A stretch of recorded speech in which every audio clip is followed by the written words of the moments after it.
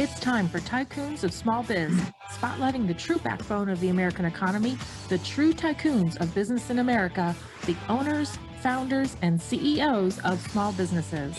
The show's hosts, Austin Peterson and Landon Mance, are registered representatives of Lincoln Financial Advisors Corporation, a broker-dealer member SIPC, and registered investment advisor. The views expressed by your hosts, Austin and Landon, are not necessarily the views of Lincoln Financial Advisors. Let's lean in as Austin and Landon connect with this week's Tycoons.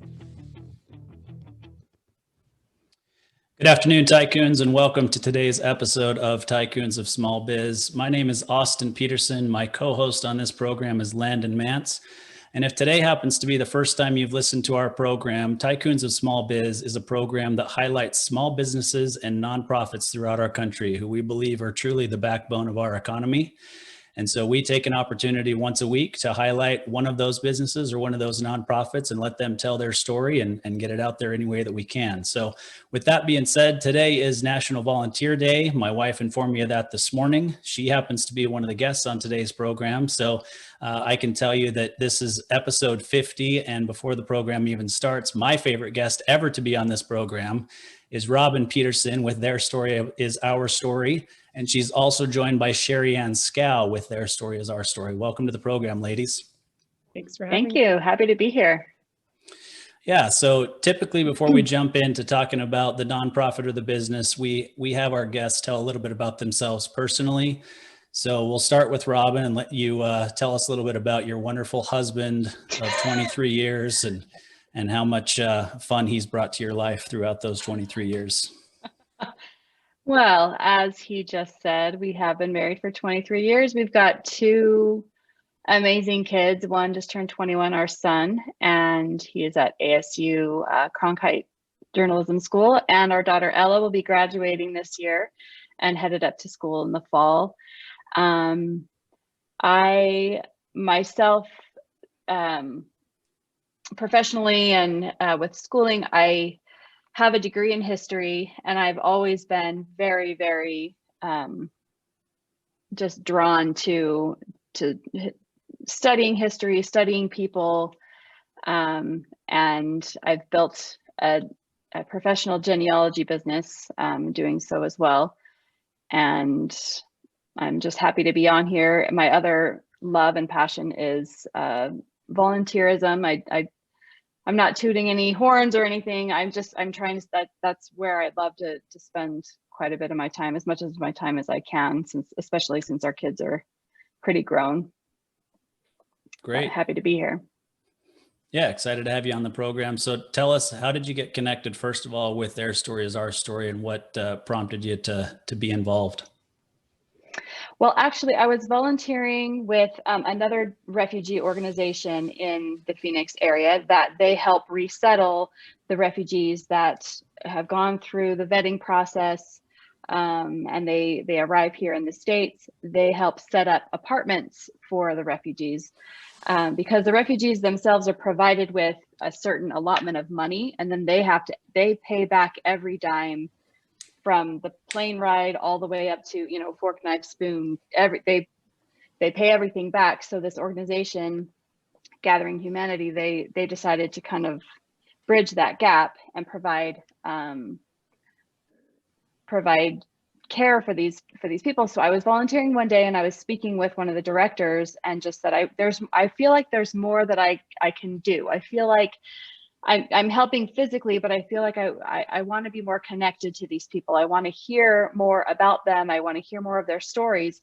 And we were standing kind of by their break area when they have a fridge, and up above that fridge was a book called Let Me Tell You My Story, which was produced by Their Story is Our Story. And she said, you need to get connected with this organization. They're doing phenomenal work throughout the world. They're interviewing people. They're connecting with people and hearing people's stories. So I emailed on the volunteer list, and I kind of put out my specialties and working with history and archival work and whatnot. And they said, we need you. And I am so grateful that I kind of literally stumbled into them. Awesome. Well, Sherianne, it's your turn to tell your story and, all about your not quite so stellar, but still stellar husband. My stellar husband is he's wonderful. He really puts up with a lot of my my projects. I've been a project girl since I was about 3, and it has not stopped. So you have to find the right person that can handle all of your projects. I will say that just to go back to what Robin was saying, I remember when Robin came on. In fact, we had this idea of an archive, and we just didn't have the bandwidth or the professionalism for that. And Robin's name came up, and it was so important that even though Robin had only been with us for a couple of weeks, we said she has to be on the next story gathering trip. We have to have her there. And from the moment I met Robin, I think she offered me some chocolate bites or something like that. And we have been best friends ever since. Like, I have always known that Robin was supposed to be in my life and in this project with me, because we just share so much of the same love for people, love for stories, and understand the importance of stories. My education background is in it's in writing, and it's in language acquisition. I taught school in Luxembourg when I was just a sophomore in college, and had my first interchange with refugees. They became my friends. They taught at the same language school that I was teaching at. And ever since then, and I didn't even actually know that they were refugees back. I didn't understand that word, and I understood the word, but I didn't think I was actually, that's what I was interchanging with refugees. They were just friends from different countries who had been forcibly displaced from their homes, and they had incredible stories. And throughout my life, I have a constellation of spots where I get connected with more people who've been displaced from their homes. And so this, I got a cold call at some point from Melissa Dalton Bradford and said, we've seen you with another organization that you've created. How would you feel about coming on and helping us with Their Story is Our Story? And we're just here all the time now. Ever since then, that's what we do. We're working together, and it's the same thing. I think Robin understands the minute you kind of get swept in, you're in on the track, constantly running. So. Yeah, well, I can attest to that as well, being the guy who lives in the same house as her. So I've seen it and lived it myself. So given the fact that 3 of us on the call speak French, I mean, there's an easy way to exclude Landon from the rest of the interview. What do you think, Landon? Yeah, well, something I'm holding in my back pocket here. You're gonna wish that she didn't speak English, your wife, when I dropped this bomb. So, but I'm not ready for that yet. I'm getting there.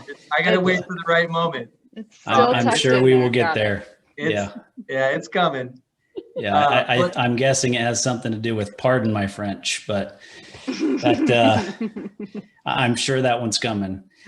All right, so let's talk a little bit more about refugees in general. So, I mean, you guys are both affiliated with this program. I think that, with this nonprofit, but I think that what happens in our country is there's a gross misunderstanding of what refugees are, or who refugees are, who asylum seekers are, the difference, and then basically the way that people are viewed as refugees or asylum seekers, unfortunately in our country, is viewed through this political lens of, I believe that the borders should be open or they shouldn't be open, or I want some people coming in, I want other people not coming in. And so I think you guys kind of get caught in the middle of this. And so maybe just tell us a little bit about how the program came about, and describe what a refugee is, what an asylum seeker is, and why they are important to our society in the US. So Austin, it's interesting. Refugees were defined back after World War II, basically. There was a UN definition that was created based on the experience, and this is Robin's whole focus of study on Jews who had been persecuted during the Holocaust. So the UN created this definition, and it was very focused on this group of people. It did talk about people who had been displaced from their homes because of their creed, their nationality, their race, and it stopped there. And that was a place, that definition determined resource allotment, it determined placement in countries, but that's, 60, 70 years ago that we're talking about that definition being created.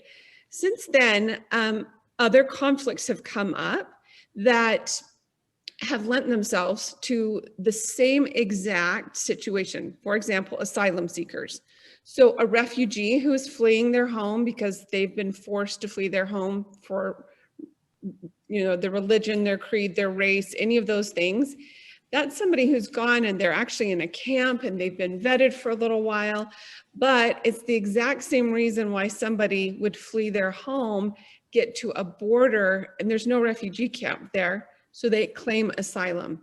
And by all international laws, the way you claim asylum is the same way you would claim, ask for refugee status, is that you present yourself at the border and say, I have a reasonable, credible fear, and I'm asking for asylum. And so then you go through the same process, but it's within the country, and it's the same exact years-long vetting process. It takes forever. It requires courts after courts after courts. So there's, and it's not just asylum seekers, Austin, there's also, we have internally displaced people. Think of like a well situated in Somalia, for example. It's a water well for a village. And maybe there's a warlord that comes in and takes over that well, takes that well hostage. So there's no water for those people. They may travel and go and be forced from their homes, but never cross a political border. But they're also in the same situation. And then we've got like the whole situation of Myanmar right now and Rohingya refugees who have lived in Myanmar for centuries, but because of an internal dispute with the government there, who has just dug their heels in and said, we will never recognize you as our people. When they start chasing them out of the country, they have no passports, they have no identity. So they're called stateless people. So these four groups of people all flee for the same reason. And for that reason, their story is our story. We define a refugee differently than what I said at the beginning from the UN. We define a refugee as anyone who is forced to flee their home in order to survive. Hey, Sherianne, can Yeah. you explain to us what asylum actually means so that we just kind of have an understanding as we progress in this conversation? Sure. So asylum is protection. Asylum is, it is essentially protection. I mean, that's the definition of the word. Legally, what it means is that somebody is fleeing for whatever reason that is, and it's the same thing I just said, fleeing in order to survive. It could be asylum from a gang that's taken over their village. It could be asylum from a government that's seeking to destroy them for, producing stories in a newspaper they didn't like. It could be asylum from, it can be asylum from anything that threatens your body or family. And then that's, but you have to, at the border, if you present yourself for asylum, you can't just say, I seek asylum. You have to have documentation. You have to have letters from the province where that abuse perhaps happened. You have to have witnesses. It's not just based on stories. You have doctor's visits. There's a lot that goes into legally claiming asylum. Does that answer your question? Yes. Yeah, it does. Yeah, thank you. An asylum seeker does not receive the same resources that a refugee does, though. So where there might be some resources like Robin was talking about, like setting up an apartment for a refugee, none of those resources exist for asylum seekers. And for people that are seeking asylum in countries where the resources may be significantly, more limited, maybe than the United States. what does that look like for somebody that's trying to get protection from one of those events maybe that you just described, but maybe there just really isn't any protection for them? I mean, how do you deal with that? So that looks different in every country. So their story is our story. We've been to Cox's Bazar, which is the Rohingya people I was talking about, the stateless people.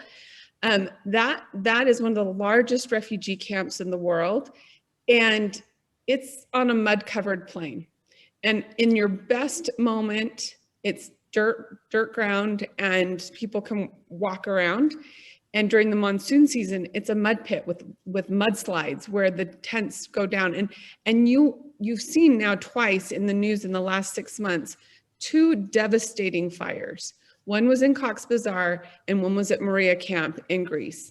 That camp in Greece on the Isle of Lesbos looks a lot like Cox's Bazar. However, it's a little more organized and but still kind of really rough living conditions. Usually food. Usually there's a minimal amount of food. If you're lucky, you've got a UN sponsored tent. If you're not lucky, you have a tarp. And,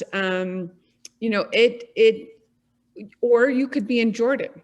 And in Jordan has been one of the most welcoming countries to refugees. And they actually incorporate refugees within, they recognize the value of refugees to their economy.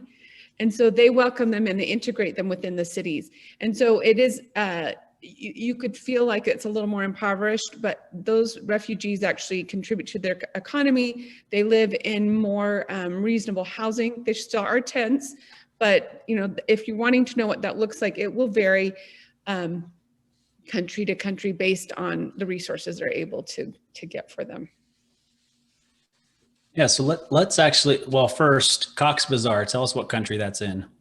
So Cox's Bazar is in Bangladesh, but it services the Rohingya people from Myanmar. Okay. All right. And so let's talk a little bit more about the economic benefit, right? I mean, you mentioned Jordan and them being very open and accepting of refugees and understand that there's a positive economic benefit. So I would tend to say, and it probably goes right down political lines, but in our country, many people believe that refugees are a drag on our economy. So let's address what the reality is and what you've seen personally with that. So yeah, if you go to our website, if you go to tsosrefugees.org and you go under community programs, you'll see that we have about 20 community programs globally. There's 20 in the US and there's a few more in Europe and one in Africa, one in South America. And we have infographics on the side of each one of those pages that will show the contributions that come in as refugees come into their communities. And that includes asylum seekers. What we found, and I think that there's a lot of myth busting that needs to take place in these situations, but what you normally see is people believing that refugees come in and they live off the quote unquote system for long periods of time, which just isn't true. The refugees are allotted 3 months of living, which is at a very, very base level. And out of that 3 months of living, like Robin said, they have to pay back a plane ticket. They have to pay, Robin, why don't you tell them what happens when they get what is involved in what they have to pay for with that small amount of money they get? Well, when they're in wherever they are throughout the world in their refugee camp, they have to apply and apply and apply. And some refugees are they live in a refugee camp for 20, 30 plus years. I mean, they're raising their families in these camps, all the while trying to get, sometimes they have a choice. If they've got a family member or a sponsor in a specific country, then they're allowed, then through all this vetting process, they're allowed to come over. They're given that 3 month, their housing is paid for, their flight is paid for, like we spoke of before, but they have to pay that back. They're required to pay that back. All services essentially stop at 3 months. and they're assigned once. So say they're coming to the US, and I'm just familiar with the Phoenix-based organizations, so I'll just speak to that.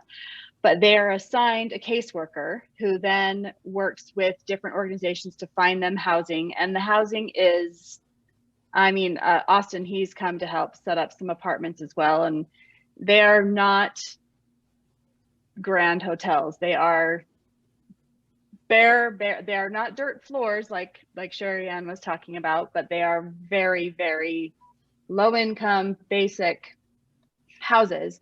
And they are given this allotment, and that's why organizations like Gathering Humanity or other ones step in, because they, with the money that they have, they are supposed to then learn English, get a job, and do all of these things, get their children signed up for school, get established as if any one of us were to move to a different city.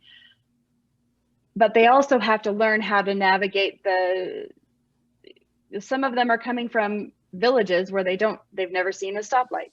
They don't know how to go to the doctor or the pharmacy, or, they're all of these things.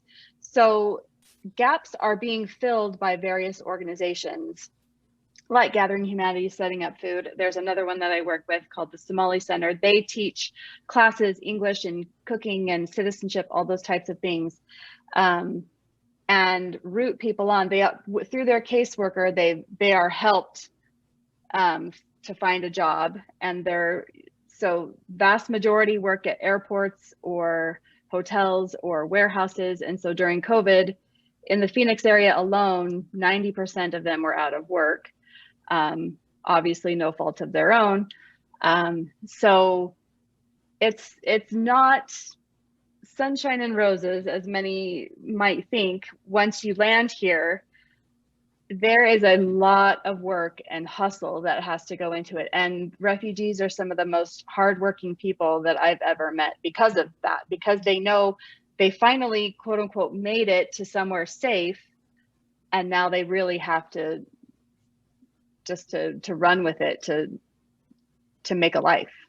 One of the myths that we try and bust too is there's often this misconception that refugees coming here come with no skills, and that is so not true. They're usually educated, they have training. There are some who don't, but like Robin said, there are some of the hardest working people, and they compensate for that.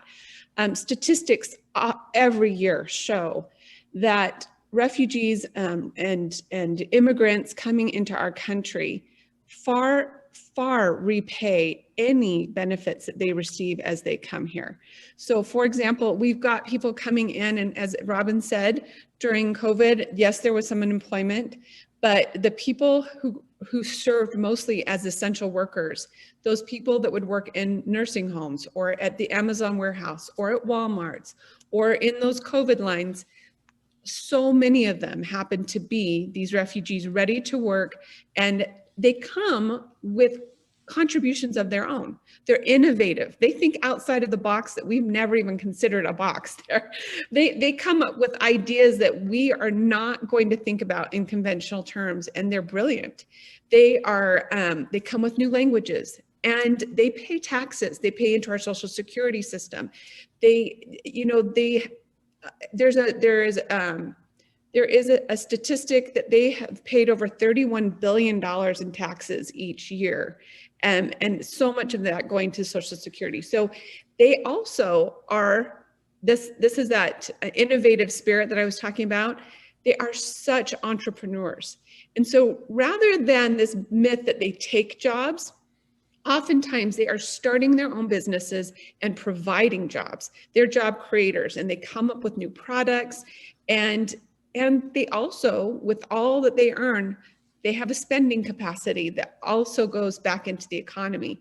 We see this a lot. For example, if you look at the business Chobani or Cotopaxi, you see business owners who have created, the owner of Chobani is a refugee.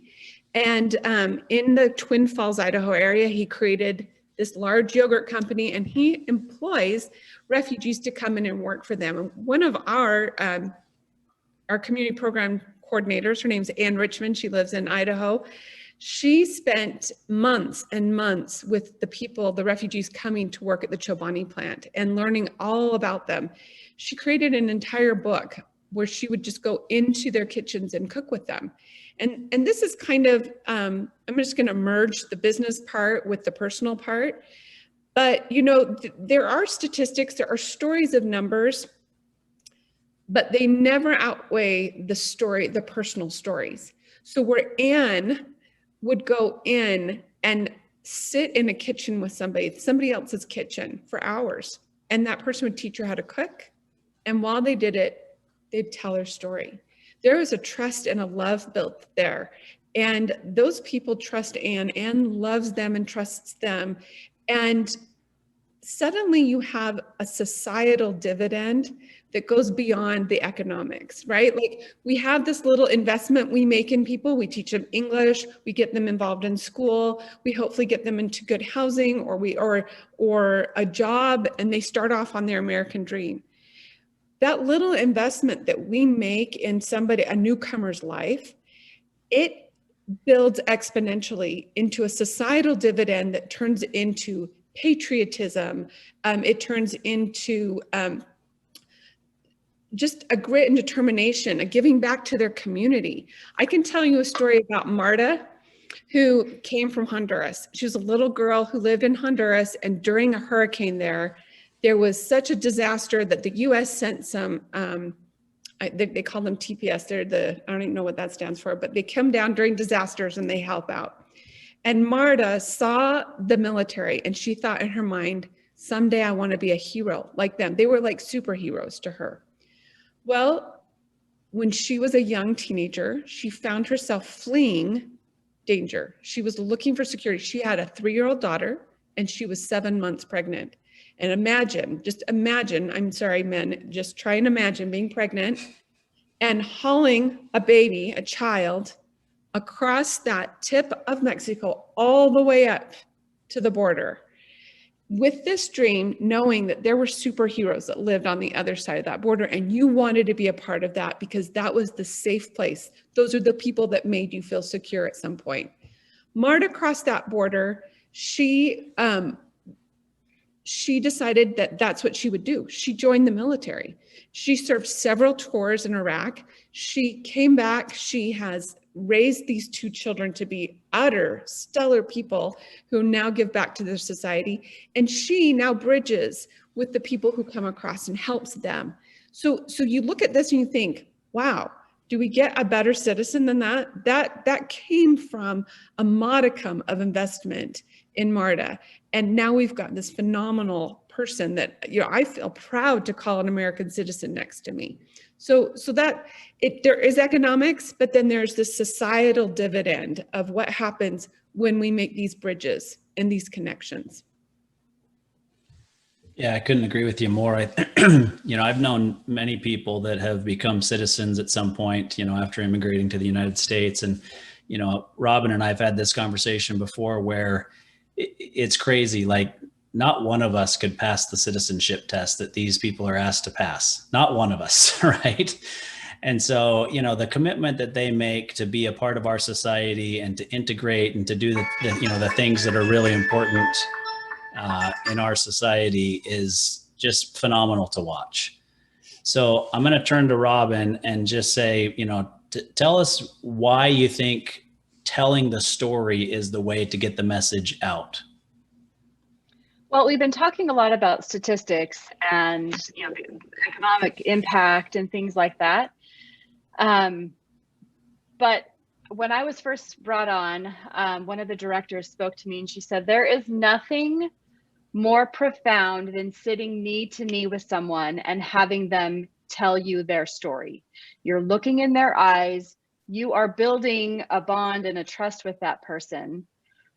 Because we can talk about the $31 billion in taxes. We can talk about the numbers coming across the border. We can talk about those numbers. Yes, they're significant, but when you bring it down to the individual, that is, like Sherianne was talking about with Marta, this mother of 2 and her experience, and then you multiply that by the hundreds of thousands that are coming in, each one of them has a story, as do we all, that can impact another person.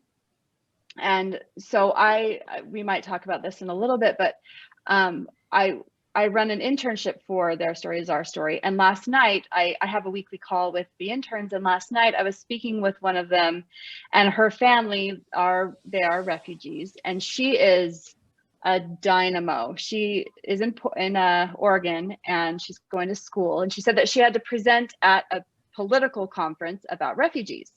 So she had her presentation all ready to go and had all the stats and had all, because she's presenting it in front of political leaders, right? And so she felt like that's what she needed. She needed to pack it with stats.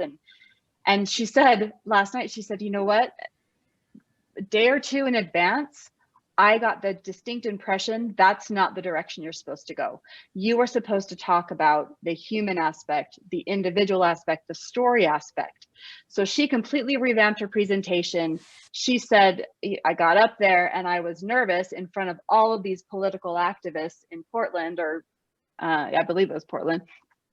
And she completely changed the dynamic of the room. And I asked her how she thought that it went. She herself personally felt like she did an amazing job. She was so proud that she listened to that intuition to switch up her story, because of working with Their Story is Our Story and reading stories and interviews and helping edit and things like that they're doing in our internship.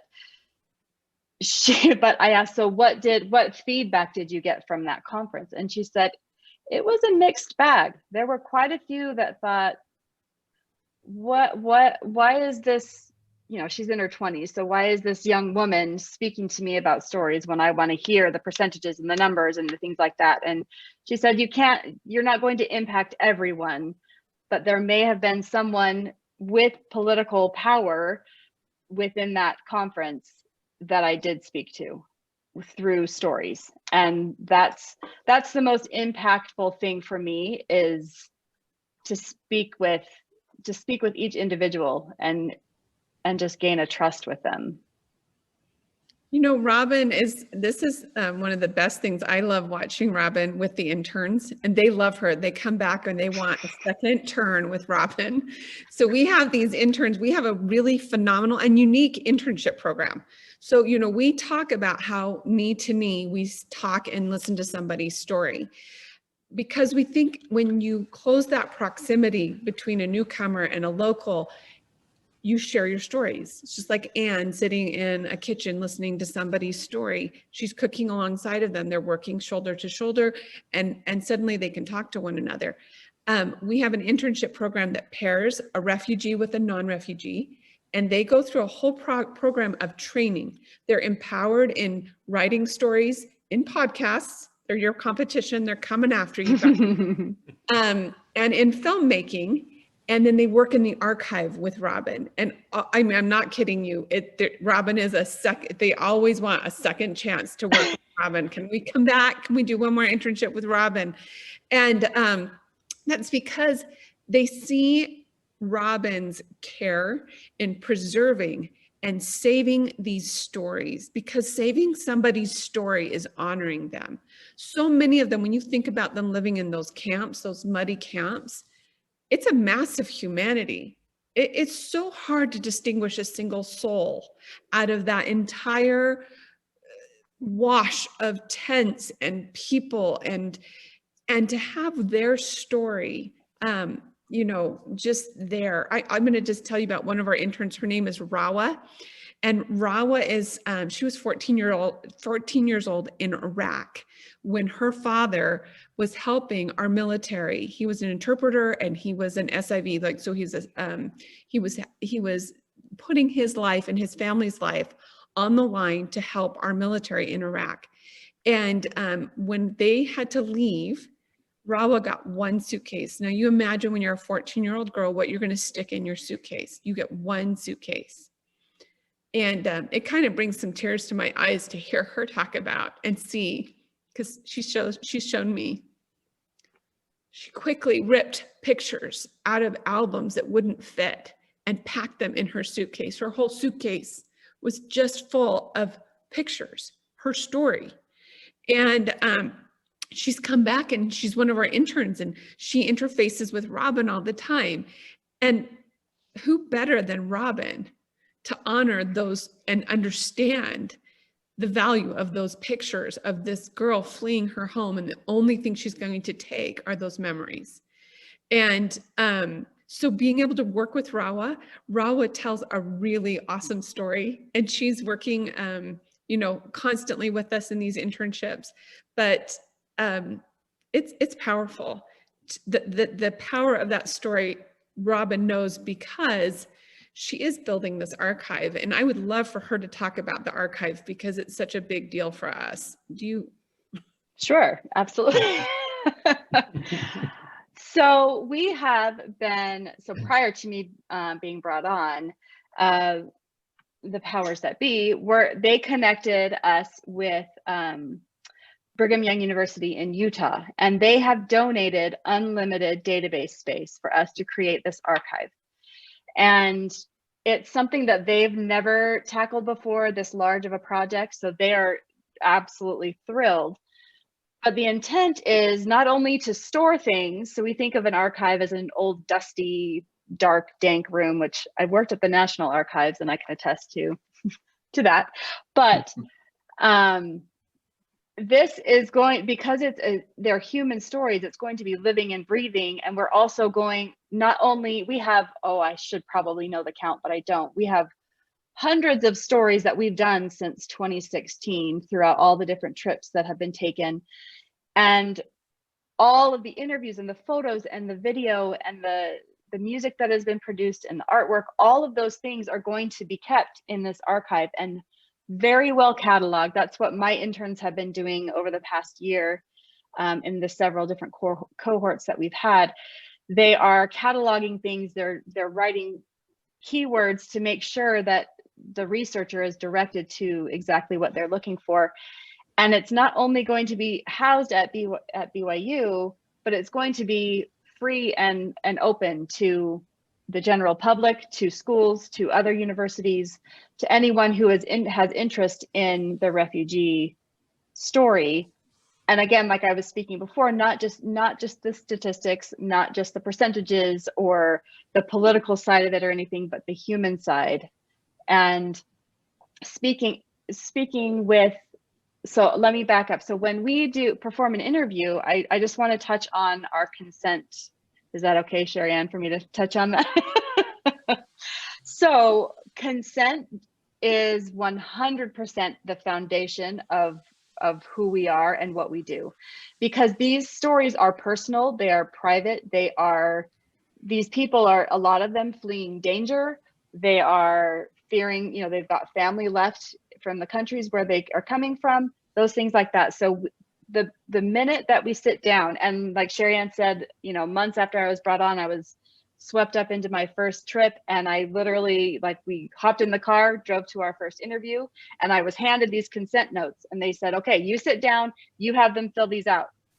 And it was a little shocking at first, but it allows the person to, whether they want an alias, because again, if they're in danger, their family's in danger, they may or may not want an alias attached to them. They may want to tell their story, but they may want their face blurred or their children not shown or things like that. And so that is our number one thing that we do before we hear a word out of anyone's mouth or take a photo, because these stories are so personal, so private, that we have to honor everything and every person that we speak with. And all of those are being vetted and put into the archive to be able to be used for advocacy, for research, for whatever is needed throughout the academic and political and humanitarian world. And we're hoping, or we are going to be launching it during World Refugee Day, which is June 18th, 19th. And then again, we'll be doing, that's kind of a soft launch. And then again, the big to-do launch will be in October. And we're also bringing on several partners to be able to have them share, because there are like-minded organizations throughout the world, and they're going to be able to use our repository to store and house and grow this community. And we're thrilled about that. One of the biggest things that we do at TSOS is we have what we call community partners all over the country and all over the world. And these are people like us who feel a love for refugees. And they may or may not have already made connections with the IRC or UNHCR or Catholic Charities, any of these organizations that take care of refugees. But by virtue of working through our platform, they're able to connect with these partners that Robin was just talking about. And there are so many partners that say, I have a stack of stories, or we have all these people that would love to tell their story, or I mean, all those places. And Robin has been working feverishly with BYU's archive to create a home, an academic repository where each of these partners has a place for their stories to go, because like we said before, those stories are honoring somebody. And I've watched Robin fight to keep somebody's story super safe. Like nobody gets Robin. If that person says, I don't want to be on social media, don't even ask Robin. She will physically throw herself in front of that train and say, not on my watch. Because, and we do feel that way, but it's always, it's more important that we take care of the person than to tell their story. Somebody who knows so much about that is the other co-deputy director. Her name's Liz Yevtek-Somlay. She also lives in Arizona right now. And Robin was talking about how this archive will be having its soft launch for World Refugee Day, but then will feature heavily during a large symposium. It's called the Sperry Symposium at BYU. And Liz has used her refugee experience. She's a refugee from Serbia, and she has pursued so many levels of education, a PhD, and efforts to understand, displacement of people. And she is presenting. So TSOS is going to feature TSOS stands for Their Story is Our Story, is going to feature very heavily. And Robin's archive, Robin's archive. It is not my archive.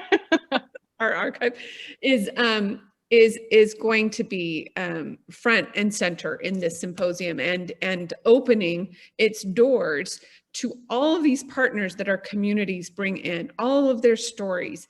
And again, like she said, it's free. It is open for curriculums, for high schools, to colleges to come in and see what are the causes, what are the conflicts that create displacement? How do we stop that? Or once they start coming, how do we welcome them? What's the best way to create that societal dividend we just talked about? That is all centered in that archive that Robin has been working so hard on. Yeah, that's awesome. So I'm just going to make a quick comment, and then I'm going to turn it over to Landon so he can get his questions and or jabs in. But this pales in comparison in terms of importance, but Landon and I in our business is very financial, statistic driven, right? And outside of maybe engineers, all of our clients learn better and feel the impact of what it is that we do for them when we share an actual real life story about the impact of not making a decision or not doing something that we recommend, and what it did to that family, right? And so I think we fully understand the importance of telling a story, and how, some people do still want to hear the statistics, but there's way greater of an impact with the stories. Yeah, Absolutely. Yeah, well said. Earlier in the conversation, I was thinking about something in relation to that, Austin, which was a lot of times when Austin and I get on a call to present something to our either prospective clients or existing clients, one of the very first slides, PowerPoint slides that we usually cover, we put it in the beginning of the presentation. It's called a framework for purposeful living. And it's a circular infographic, and it talks about, time with family, and it, talks about financial stuff, and it talks about volunteerism and all this, stuff. So we try to communicate to these people that, the work that we are attempting to do with you is much more than just, managing your, investments and stuff like that. So, yeah, Austin, we're certainly on the same page there as far as, what we're gathering from these wonderful ladies. But, Robin, I had a question for you. This archive, I can't even begin to pretend to understand the depth and the breadth of what this thing is all about. But can you just kind of tell us, like, what is this archive? Is it online? Is there a brick and mortar place to physically go to? Is it a combination? Like, help us understand, like, what is this actual archive that you guys are building? Sure, it's through Brigham Young University's library, but it will be 100% online. So all of the content will be just through their portal's search. So if you've ever gone to, you go to a library's, well, they used to be physical card catalogs, but now it's, obviously it's an online forum, just like you would a Google search or any other platform that you needed to go to a search box. You can type, because of the work that my interns have been doing, they're phenomenal. I'm going to plug them again. They are phenomenal. They're producing keywords, because we all know we're in the land of search engine optimization, right? So you plug in whatever, like Sherianne was talking about, if you want to learn about displaced people, or you want to learn about women, women in refugee crisis, or whatever it might be, you can type in those words, and just as if you were on Google, a whole slew of all the PDFs of interviews, all the digitized photos, audio files, video files, those will all be present within there. So it's within Brigham Young University's digital library, if that makes sense. Okay. Gotcha. Okay. Yeah. Very cool. Very cool. And, for some people that may not be aware, the Church of Jesus Christ of Latter-day Saints, right, is very much associated with BYU. And for people maybe that are not, familiar with this part of the church, is that we are really big on family history. And so I'm curious, and I would assume that maybe people from the church that you go to your actual building and your group, your ward, I would assume that you might be that person, right? The family history expert that everybody comes to I get used to advice be. on connecting their family. Am I right? Yeah, I used to be, until Austin and I now we help with service aspect throughout our organization, or our congregation. And that's I've always had a passion for history, like I said, and for the Holocaust. I was working on my Holocaust studies master's degree years ago, and then life happened, family happened, whatnot. But then I became a professional genealogist, and nowadays, like I was saying, old card catalogs or old dusty rooms. Now, a good chunk can be done online, and so it's connecting family, connecting that story through documentation, and that's exactly what we're trying to do here with Their Story is Our Story, is connecting the human aspect through the documentation that we have gathered. Yeah, that's incredible. Well, at some point in the future, we would love to reconnect with you ladies, and we'd like to get maybe one of the immigrants or refugees that you guys have gotten to know over the years that maybe has started a business. We'd like to, circle back with you on that, and love to have maybe one of them come on the show, and we can kind of, plug all this together. So yeah, we'll circle back with you on that, but I think that would be that would be really cool. So yeah, as we start to kind of press up on time here, you ladies have made our job very easy today, which we thank you for, because these are always the best interviews when you guys spend, we want you spending 75, 80, 90% of the time doing the talking, because that's exactly why we have you here. But so we've got about call it 8 to 10 minutes left.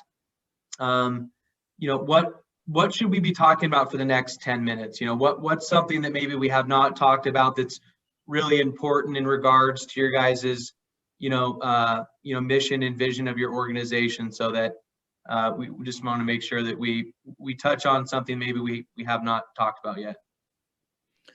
So Lance, if you don't mind, I might throw in here that our stories, even though we talk so much about the story part, we do have a vision for these stories that are not just to own the stories or have the stories, even though having an archive is so important. The stories have to change something. The stories have to be there. We say our tagline is to change the perception and reception of refugees. From the beginning of TSOS, of Their Story is Our Story, when Melissa Dalton Bradford and Tricia Limer were sitting knee to knee in high schools with Syrian refugees coming in, there was always this desire to make changes. We have to change the way we welcome them. We have to make changes so that society will benefit from the societal dividend. So the stories, if you go to our website, you'll see that we have divisions. There are stories that educate. We have a curriculum, a free curriculum for elementary schools and for high schools and middle schools to be used, in addition to the internship program that we have. We have an advocacy branch. Right now we're working on advocacy in areas of mental health and housing, but that will change as the needs are changing from year to year. So you'll see our community programs working hand in hand with state and federal legislators to promote best practices when it comes to welcoming people, and how do you help them contribute to an economy. And then, we have these stories of integration where we find out how to become an ally. When you see somebody struggling with a pay voucher in a grocery store and they don't speak the language, what do? Do you walk past them, or do you offer to help them? Do you walk them through the cashier process and kindly help them through the door? Or do you say, this isn't my problem, and walk away? These stories that we tell are to help us see the better way to respond, and to see how other people have responded. Because I'm not going to even pretend that I've always done it the right way. On so many levels, I've done it the wrong way. But I'm learning by reading and hearing stories how to do it better. And that's the purpose of our stories. So we do have very specific purposes for our stories that go beyond just gathering and telling stories. They do come to these very specific goals and objectives that we're trying to achieve. Robin, you got any closing thoughts for us? We'd love to hear them. Well, Austin, how were those donuts that I brought home the other day? Well, I'll let you answer, and then I'll tell you where they were from. I was waiting for Landon to jump in and say, well, he clearly ate them. I can see it, on the rolls in his neck or something, but no, they were great. My understanding was that they were homemade donuts. And so I asked, and the response was, no, they actually own a donut shop and they produce these, on a commercial basis. So yeah, this is where that came from. So I was volunteering on Saturday at Gathering Humanity. I've talked about them multiple times. But all of a sudden, this man drives up and he says, everyone take donuts. It's this cute little man, retired dentist, who decided, I'm just going to volunteer all over the world. I'm going to do things. So he lives in the West Valley. And so about an hour away from where we were, there is apparently this cute little Cambodian refugee woman who owns a donut shop. And she not only obviously sells them to the public, but she gave him boxes and boxes and boxes full, because he was going to the Welcome Center, which is the International Rescue Commission's center that is welcoming the asylum seekers that are coming into Phoenix from Mexico, from South America. And so not only, I mean, this is kind of where this full circle thing comes in. She herself was a refugee. She was able to, she's living her quote unquote American dream. She was able to set up a business, but now she's giving back, and she's helping these others that are just starting out on their journey here. And I just kind of paused for a moment. You know, yeah, I took some to bring home for Austin and my son and our son. But I had to sit and think for a second. This woman, this is what we do. This is why we do what we do, because of just this one woman. And it was wonderful. Yeah. I mean, when you've seen blessings in your life, like a full head of hair, you really might think about sharing with others that don't have a full head of hair. I like it. We kept our jab snarkiness at a minimum, which that was tough. But you know, I've been saving some listenership because of it. We might, you know, I've been saving one in my back pocket, which I'm going to leave for now because I don't want to take away from the importance of this discussion. But one of my big takeaways from this conversation was that, you know, and full disclosure, I have not been on your website. I have not looked at any of these stories or anything like that. But, you know, we all think that we, you know, have, you know, problems and issues, and we do, and they're real to all of us. I'm not trying to minimize that, but I would imagine when you listen to some of these people's stories, the problems and the issues that we have in our lives just shrink down to maybe close to nothing. You know, I grew up in San Diego in a beautiful home in a, you know, beautiful neighborhood, and, you know, great neighbors and great school and all that. But I also spent, you know, probably half a dozen to a dozen trips, and we went down into, you know, into Mexico, into, you know, the Tijuana, you know, area. And we did some volunteering, you know, down in that, you know, down in Tijuana. And you really see real struggles that people have. And I would imagine that, you know, hearing some of these stories and seeing the pictures and all the stuff that you're doing to package these stories together, I can just imagine that it has such a powerful impact. And I would encourage anybody that is listening to this episode, you know, including myself, let's go onto that website. Let's listen to some of these stories, because we're gonna feel the importance of the work that you guys are doing. So I just think it's just wonderful, you know, that you guys are doing what you're doing. So thank you for the work that you're doing. Thanks for having us. Yes, thanks for having us. Yeah. All right. So just real quick, close out for us. Give us the website address, and then, you know, if you want 30 seconds on what we can do to help the organization. Go ahead, Sherianne. Okay. It's TSOSrefugees.org. And it is, you know, you can help us by reading the stories. If you've got friends who are refugees, if you don't have friends who are refugees or asylum seekers or newcomers, go make some friends who are newcomers.